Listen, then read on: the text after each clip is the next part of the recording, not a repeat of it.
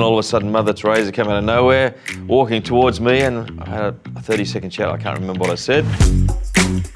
My son playing cricket, I said, if you're going to model your game on someone, Virat Kohli's your man. You took an Afghan Air, and I did not even know that. How do you even know that? I can't believe you know all this stuff. Which team would you have played for? Well, whoever paid me the most money, probably. That's as simple as I don't know. And they'd thrown down this red towel on the ground. So he said, that'll do, and he cut it up. Oh, really? Brought it out, put it in my pocket, got 157 on the out. I wouldn't be sitting here, mate. I'd be in the Bahamas in a deck chair right now, doing a cocktail. That's what he said in the speech anyway.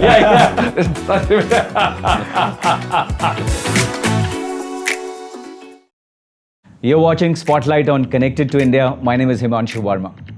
One of my guests in this edition of Spotlight is a cricketing icon, a World Cup winning captain.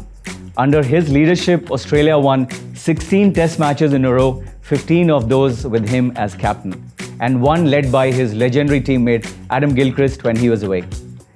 This feat was equaled by his successor Ricky Ponting years later. The record still stands today. While he played his game like a gentleman, he had the swag which could put movie stars to shame. He was cold when it was needed, such as telling a young Herschel Gibbs, "You have just dropped the World Cup" in the 1999 tournament, and then went on to win the cup.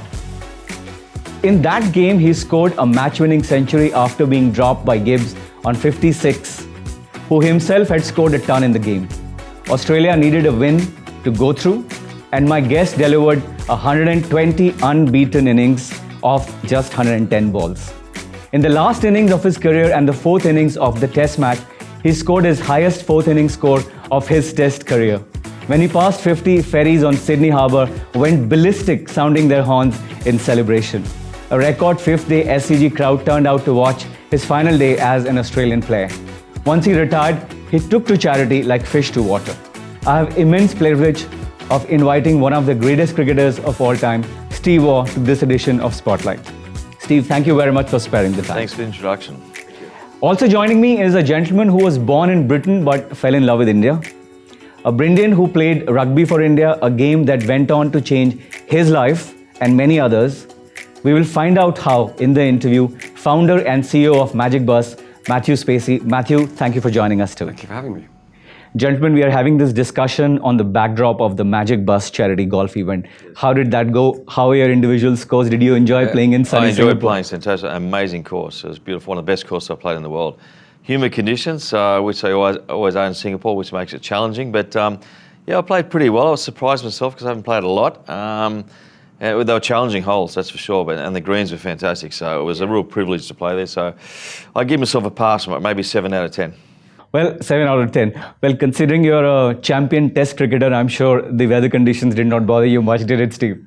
Well, it's interesting, as I said, first 6 holes you'll play okay, then you'll falter in the heat. But I said, look, I'm used to playing in Colombo and India in 42 degrees heat for 6 hours. So yeah. I said, don't worry about me, I'll be okay. How about you, Matthew? How was it for you? I don't talk too much about the golf. But it was good to see, we had about 150 people out there. And it was a really lovely way of bringing people together. Yeah. And very related to what we do over in India, the use of sport and how that engages people and brings people together. And so it was great to see. It was a very successful event for the charity, for sure. Yeah, that's the main thing, that you want to do something for the charity, awareness as well as fundraising, and you say you were successful in both. When you run a charity, obviously the lifeblood of that charity comes from the money you raise from the public, and connecting with the public in a way, in a manner that we did, I think, on Wednesday at the golf was really good, because as I said, you're feeling it, right? So, and that money goes straight into India. And straight into the programs that we run across the country. So, how does structured mentoring and use of sports for youth, put them on the right path? Could you please comment on that?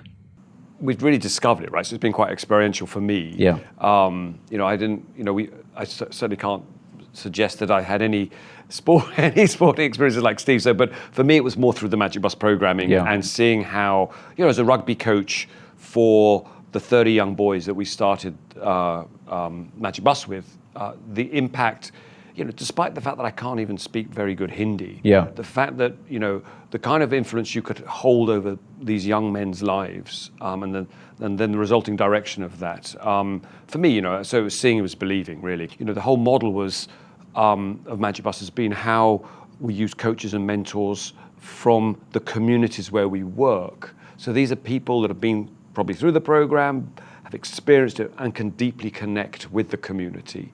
And they then become the change makers for younger children in their own communities. Yeah. Steve, you also, through the Steve Waugh Foundation, actively keep taking causes which require attention. At what stage post-retirement did you consciously feel that you need to go in this direction? It sort of wasn't post-retirement, it was while I was playing, because I became aware of travelling the world to see certain things, and India obviously can be confronting at times, but you see causes that need attention, and I became involved in a charity called Udayan, which is a rehabilitation centre for kids who either have leprosy or their parents have leprosy, and that was in 1996, and I saw what my profile could do for a charity. It could raise awareness, it could raise money, it could bring attention to a cause. Yeah. And I saw that I could actually make a difference, and that was really important to me. So when I retired from cricket in Australia, I then set up the Steve Waugh Foundation Australia, which looks after kids with rare diseases. So for me, it's something I'm passionate about. I think if you're going to be involved in charity, it's the same in sport and business and life. You've got to be 100% committed, because it's not easy, and it takes commitment and dedication and perseverance. But I love the fact that you can change kids' lives, and particularly with Matt's charity, Magic Bus, it gives kids an opportunity to be the best possible version they can be themselves. And without that help, these kids can't have that happen. So that's the biggest gift any charity can give a kid, to help them maximise their potential. And how did this particular event come together, Matthew? Did you know Steve from earlier days, and how did you approach him for this tournament? Because he's quite a crowd pleaser. I'm sure a lot of people were wanting to get a picture with him or play with him. So we are And live. one more question. Yeah. Did you play in multiple four balls, or were you with one particular group? One particular group, yeah. Okay. Sometimes I go to charity days and you stand on one tee and you have 18 groups go through, but this time we had the same three. How many Indians were there? You could at one hole there, wouldn't you? Or really bad. Or really bad, I'm not sure. You see, I was before the interview started, I was telling him that Steve can't stay away from his fans, Indian fans across the world. Yeah. If you had a large group of Indians, I'm sure you had the biggest problem of figuring out who's going to play in this group. Really. It's always a big problem, isn't it? So, our paths have crossed before. Steve is an ambassador of the Loris Sport for Good. It's an amazing organisation which bring all the sort of the senior legends of sport together. And it's a bit of a sort of, I'm allowed to say the Oscars of the sporting world? Or it is. I'm an academy member, and part of our charter is to judge the World Sports Awards. But also the main thing is that what I really like is we have a thing called the Sport for Good Foundation, which has over 400 projects in 40 countries, and one of those projects was Magic Bus. So as an ambassador, I was allocated through good fortune to go and visit the Magic Bus in Mumbai, and that's when I first met Matt. How many years back was that? Well, I've lost track of time. 15 years. 15 years. Well, I was playing just when I retired, so probably 15 years. Yeah. Okay. And they've actually been, the foundation has been funding Magic Bus, and that's probably our longest relationship we've ever had, which is probably 23, 24 years now, of every year them putting significant funds into our work in India. And Matt won't say it, but Magic Bus won the Loris Sport for Good Foundation Award, which is very prestigious for a charity. So they won that a few years back. Oh, congratulations. It was all me. That's what he said in the speech anyway. Gentlemen, one other thing which is common with both of you is your connection with Mother Teresa. And correct me if I'm wrong, Steve, but did she not inspire you in a big way when you went and met her? So if you could hear your individual stories on that, please. Yeah, look, it sort of just happened all of a sudden. I remember doing an interview with a journalist, and one of the questions was, who would you most like to meet in the world? Yeah. And without even thinking about it too much, Mother Teresa came into my head, because I thought, this is an amazing woman, giving to the poorest of the poor without any regard for material possessions. Like, who does that? Not many people in the world. So I thought, I wrote her down. And I was on a tour to India in 1995 in Calcutta, and the journalist who did the interview was actually on the tour. And he said, you can go and meet Mother Teresa. I said, how? He said, well, it's pretty simple. You get an early morning rickshaw, get up early, get a rickshaw to the Sisters of the Missionaries of Charity Mother House in Calcutta, and go watch an early morning mass. And we did that, and it was one of those surreal experiences where you're watching this early morning mass with all the nuns, and there was wooden slats along in this building, and the light was coming through, and shafts of light were bouncing off the top of their heads, and I was like, wow, this is not really happening. Then all of a sudden, Mother Teresa came out of nowhere, walking towards me, and I had a 30-second chat. I can't remember what I said, because I was sort of a bit overwhelmed. She does have this amazing, or she did have amazing I presence can't and believe aura. you were overwhelmed, Steve. Oh, definitely, for sure. And she had this amazing aura and presence about her. Yeah. Had a brief chat, and then I thought, well, maybe in some way I could emulate the work she does. And the opportunity came on the next tour to India to visit Udayan, which I'm still involved in now. And that started me on my philanthropic journey. Amazing. How about you, Matthew? Your first interaction with Mother Teresa. Now Saint, of course. Again, a little bit, Saint, Yeah, Saint Teresa. I'd actually come over in the mid-'80s to work with the Bhopal gas explosion, and I sort of... Union Carbide. Yeah, I wanted to get a bit involved in that. And long story short, that didn't really didn't work, so I ended up on a train to Calcutta. It was a complete, it wasn't really a planned trip. You took an Afghan Air. And I did not even know that. How do you even know that? I can't believe you know all this stuff. We had That's a worry, mate. I had no money. Yeah, so it's like, obviously as a kid, right? Yeah. So you're. I'd never heard of the Afghan Air airline till I was researching. And it's not allowed to land in London. Yeah. And it went to Prague, so I picked it up in Prague, and it's one of these planes that has that you sort of walk through the back side of the plane. And that's right. You land in. We weren't told this, but we landed in Moscow first, and then Kabul, and then, and then we ended. Yeah, so I don't know where you got this story from. Which plane I took to India. But yeah, so we ended up there, and I like Steve. I had no real vision to stay there for a long time. I ended up staying nearly a year there, but got up early. Got up early and said, you go and I tried to actually get some work with her, but she she didn't want males to work with the children and women, so I got assigned to the brothers in Howrah. And sort of mornings we're in a TB hospital, and in the afternoons we had on a leper colony actually. And it was just amazing. What an experience for an 18-year-old. Steve, you've authored books and documented powerful stories through photography. How do you view your life after cricket in terms of achievements, and are there goals you've pursued that feel as rewarding as lifting the World Cup? Yeah, definitely. Cricket was a huge part of my life, and I was lucky to have the career I had and win 2 World Cups. And you mentioned 16 tests in a row and successful batting and all those sort of things. But I wanted to go a bit of a different direction after cricket. And I wanted to try new things and things I was passionate about and things that were challenging. So I got into writing books and then photography and setting my own charity up and being involved in the Australian Olympic team. I was there in Beijing and London as a mentor for the whole team for 3 weeks at a time. Yeah. Mentoring the soccer team, the Ashes team a few years ago, involved in leadership talks. So I sort of went in a different direction. So when you play cricket at that top level, it's very hard to sort of stop playing cricket and then relax and do nothing. Correct. And I hate the word retirement. I don't think I ever want to retire. I want to always have a challenge and have a purpose every morning. I want to get up and be excited about something rather than saying play golf and sit on the beach. That's good for a couple of weeks, but I want something that challenges me and I'm passionate about. And charity certainly forms part of that. Family, business, being an entrepreneur. I like to say that in 5 years' time I'll be doing something I didn't think I was going to be doing. Yeah. How about mentoring your son, Austin? He's playing cricket at such a fantastic level now. Well, you all know kids don't listen to their parents, so if I go tell someone the information and pass it on to him, he'll think that's a good idea. Yeah. I'm sure he listens sometimes, but he's got to make his own way. Like all kids, you want them to be happy, and whatever he does, I want him to enjoy. If it's cricket, it's great. If it's something else, that's fine as well. Yeah. Cricket has a lot of challenges, particularly carrying the name. Makes it a lot harder, but he's certainly very talented. I have 2 daughters as well who do their own thing, so as a parent, just want to be there to support them, whichever way they want to go, and I want them to be happy. I'm going to ask you some more cricketing questions. Since the backdrop is golf, Tiger Woods would always wear a red T-shirt on the last day because he was so sure of winning every tournament he played in. And you also had a red kerchief. What's the story of the red kerchief? Maybe Tiger copied me, did he? It's possible. I doubt it. You should have TV'd that, right? Look, that was really... again, happened by just coincidence. So I was batting with Alan Border in the 93 Ashes series. Yeah. At Headingley, we put on a big partnership. Surprisingly for the north of England, it was very hot on this day. I was sweating profusely and I kept running down my face. I thought, I've got to get some sort of rag or towel to wipe it away.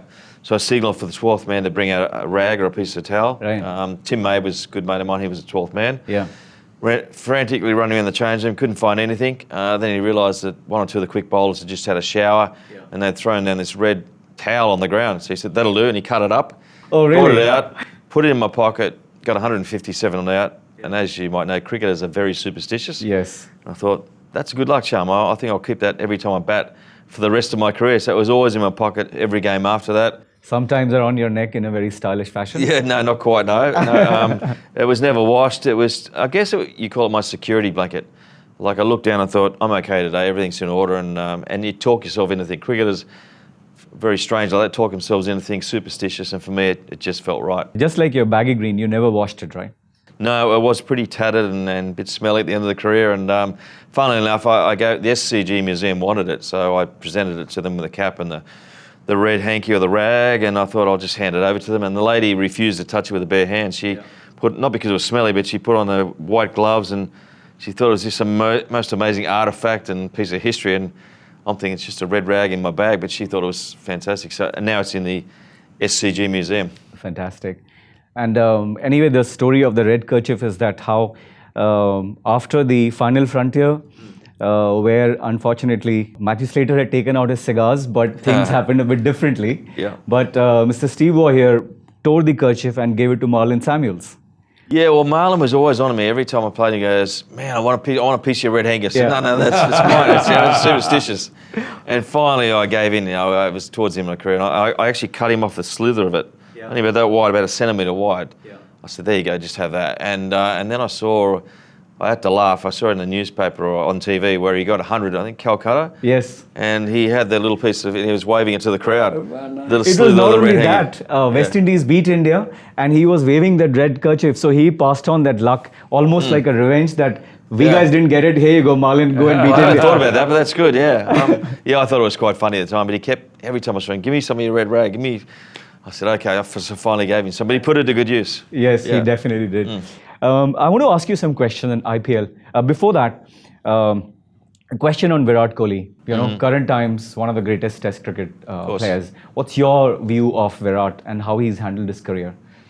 Well, he's been incredible. I mean, and like Sachin and Sunil Gavaskar before that, enormous pressure on India's premier batsman. You've got 1.5 million people riding on your back every time you go out. So, and only certain people can lift in those circumstances. They're the great players, of which Kohli was one. At his peak, which was most of his career, I mean, he was the best batsman in the world in all three forms of the game, no doubt about it. His form fell off towards the end in Test cricket, which can happen. You've got family, you've got other priorities in your life. He's played a lot of cricket, been away a lot of pressure. I mean, he's still a world-class player. I mean, you saw that even his last series, he's got an amazing 100 in Perth.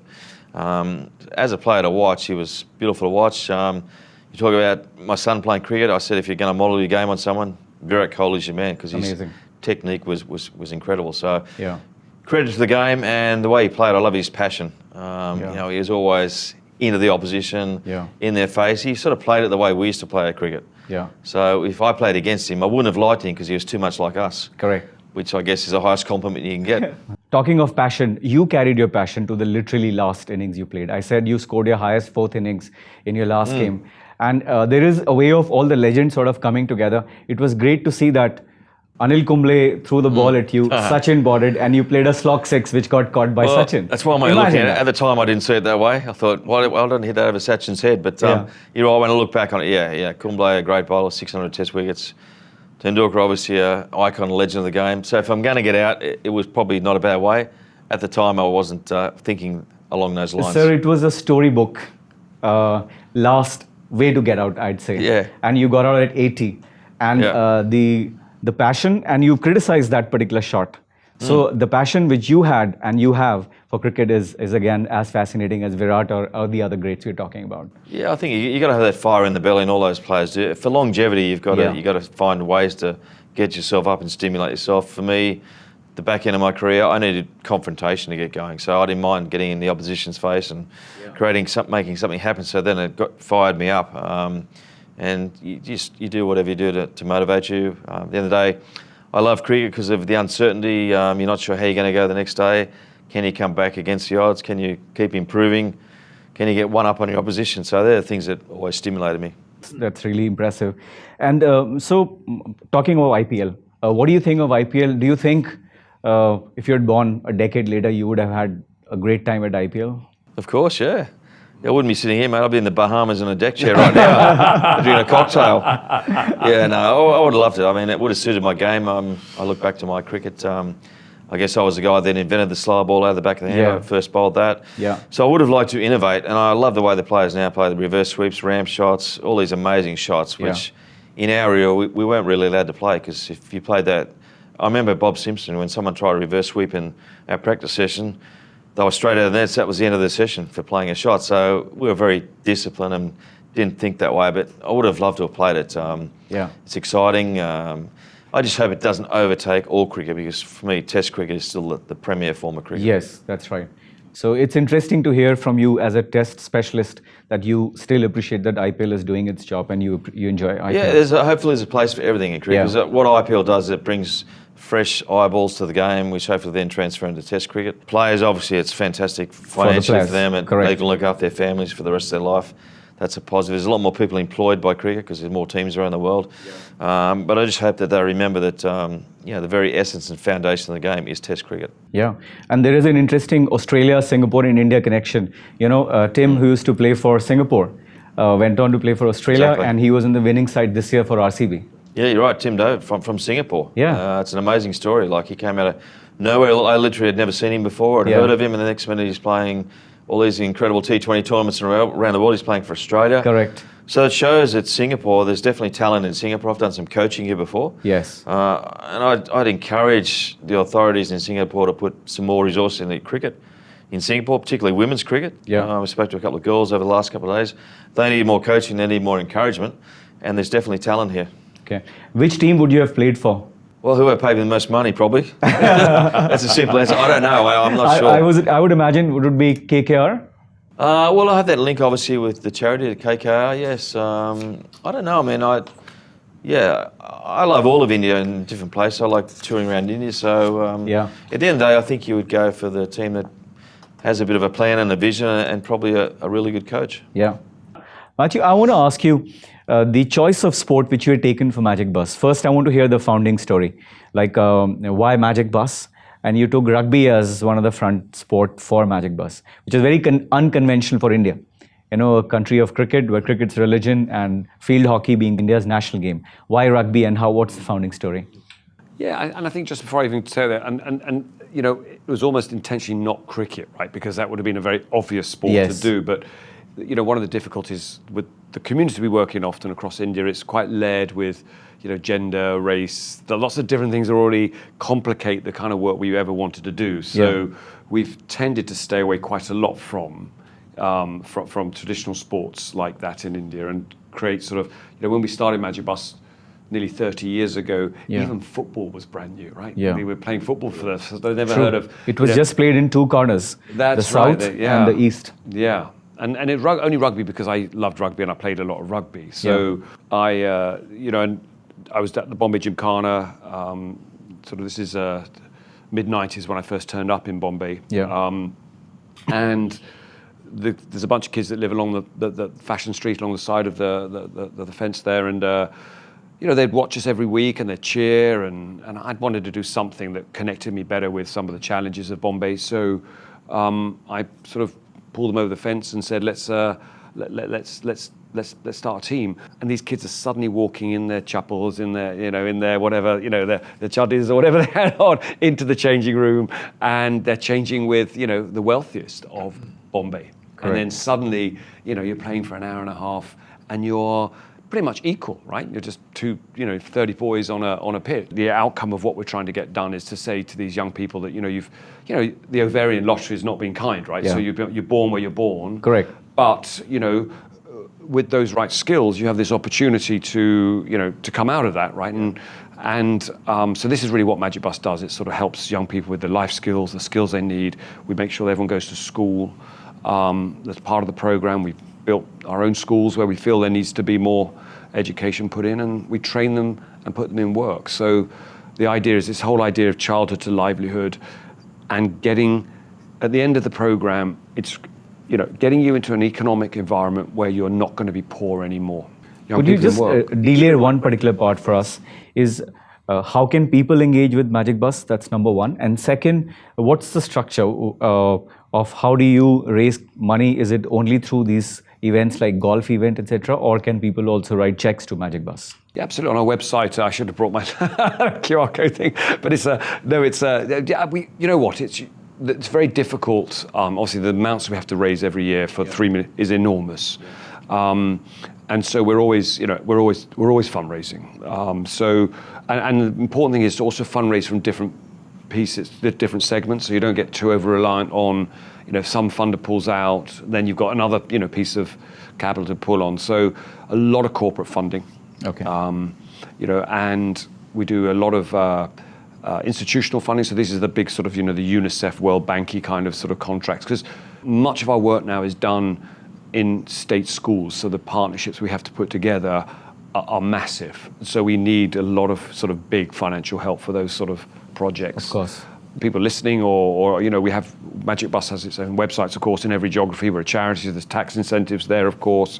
We're always looking for mentors, for people to go. We want to get engaged more physically. Yeah.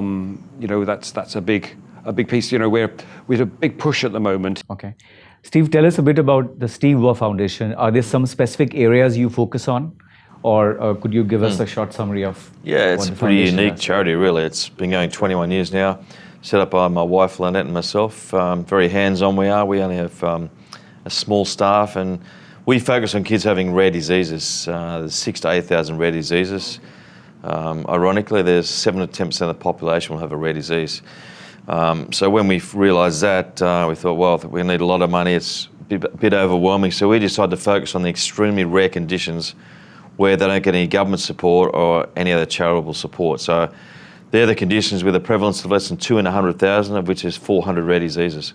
So we focus on them because they really are the orphans of the health system, sort of forgotten, left alone. And we stand beside them. We support kids ongoing. We've had some kids we've supported for 20 years now.